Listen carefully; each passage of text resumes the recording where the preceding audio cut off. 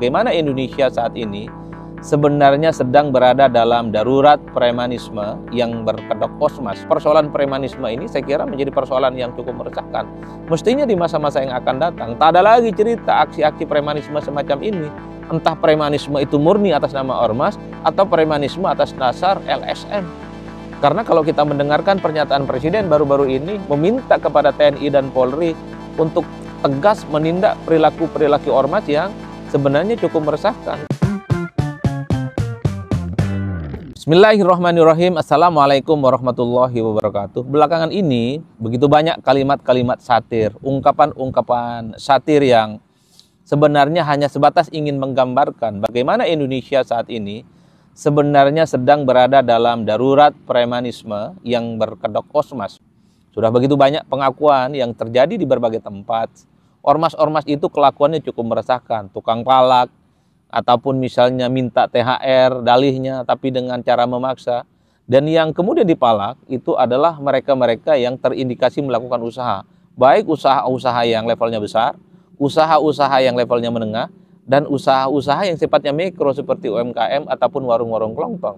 Saya kira sudah begitu banyak peristiwa-peristiwa yang saya kira juga cukup meresahkan. Dan ini tentu tidak kondusif terkait dengan iklim bagaimana pembangunan ekonomi yang ada di Indonesia. Sekedar untuk menyebutkan beberapa kasus betapa aksi premanisme itu cukup nyata dan cukup masif terjadi di kalangan kita. Beberapa waktu yang lalu misalnya kita bisa saksikan adalah sejumlah oknum ormas tertentu yang kemudian membacok security di sebuah SMAN kalau tidak salah di Kabupaten Tangerang. Dan itu nyata dan itu dilakukan oleh ormas-ormas hanya gara-gara persoalan minta jatah.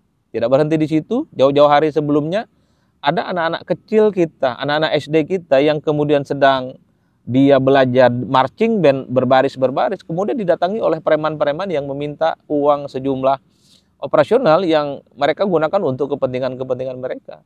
Dan bahkan misalnya di Kota Depok beberapa waktu yang lalu ya teknisi wifi juga kena bacok terkait dengan aksi premanisme, minta jatah dan seterusnya dan seterusnya.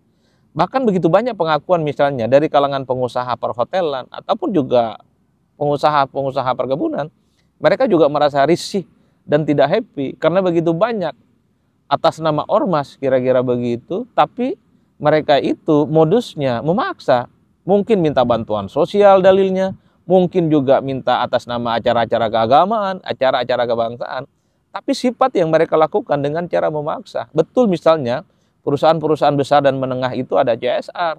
Tapi kan mereka juga punya alokasi untuk mana atau untuk hal apa CSR itu dialokasikan. Artinya apa? Sekalipun ada dana CSR yang dimiliki oleh setiap usaha itu, tapi tidak harus kemudian dipaksa oleh para ormas-ormas yang kemudian berkedok premanisme atau premanisme yang sebenarnya berkedok oleh ormas-ormas itu. Bahkan pengalaman saya sejak lama mendampingi dan mengadvokasi teretan TB ya, saudara-saudara kita yang melakukan usaha warung kelontong, buka warung 24 jam, kelontong Madura, kira-kira begitu. Mereka itu memang tidak pernah terlepas dari gangguan-gangguan preman-preman, meski skala premannya itu masih cukup kecil. Mereka itu kadang beli ini, beli itu tanpa bayar, kadang mereka itu datang bergelombol, minta rokok, minta kopi, minta beras, minta sarimi, minta telur tanpa bayar, dan seterusnya, dan seterusnya.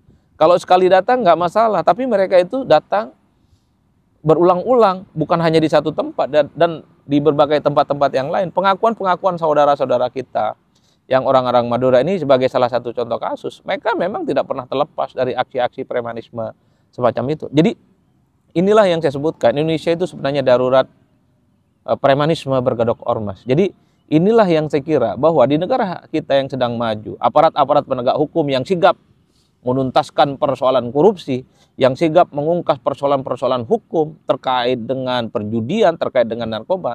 Jangan lupa juga persoalan premanisme ini saya kira menjadi persoalan yang cukup meresahkan. Mestinya di masa-masa yang akan datang, tak ada lagi cerita aksi-aksi premanisme semacam ini. Entah premanisme itu murni atas nama ormas atau premanisme atas dasar LSM.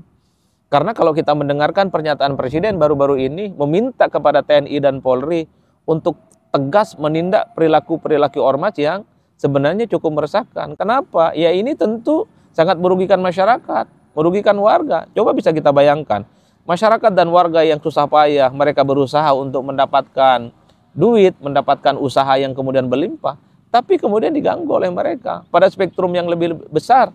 Tentu ini akan menghambat bagaimana investasi akan datang ke Indonesia. Bagaimana mungkin para investor mau datang ke Indonesia kalau premannya merajalela? Inilah hal-hal yang mestinya, hal-hal yang sifatnya mikro ataupun kecil terkait dengan premanisme yang berkedok ormas ataupun berkedok LSM di masa-masa yang akan datang. Ini tak ada lagi cerita terjadi. Sudah saatnya TNI, kemudian Polri melakukan sweeping ataupun melakukan patroli yang secara intensif sebagai upaya untuk memberikan rasa aman. Karena pada level yang sifatnya makro, menengah ataupun kecil sekalipun, pemalakan dan premanisme itu masih sering terjadi. Terutama warung-warung dan usaha-usaha kecil yang memang bukanya 24 jam. Terutama usaha-usaha yang juga beroperasi 24 jam. Karena usaha-usaha yang sifatnya 24 jam, sifatnya kecil, sangat riskan bagi mereka untuk dipalak, untuk mendapatkan para jatah ormas-ormas yang kemudian sebenarnya cukup meresahkan itu. Bahkan pengalaman beberapa teman dan beberapa sahabat, kalau mereka ingin mendirikan gedung, misalnya ingin bikin sekolah, bikin parkir, baru aja ngukur tanah, sudah muncul puluhan ormas, puluhan LSM yang kemudian dalam tanda kutip menyodorkan proposal. Judulnya proposal sosial, proposal kebangsaan, proposal ini, proposal itu. Ujung-ujungnya juga minta jatah. Dan itu bukan hanya sekali terjadi. Ngukur tanah datang, bangunannya dibangun juga datang, ketika gedung-gedungnya juga dibangun juga datang, sampai finishing.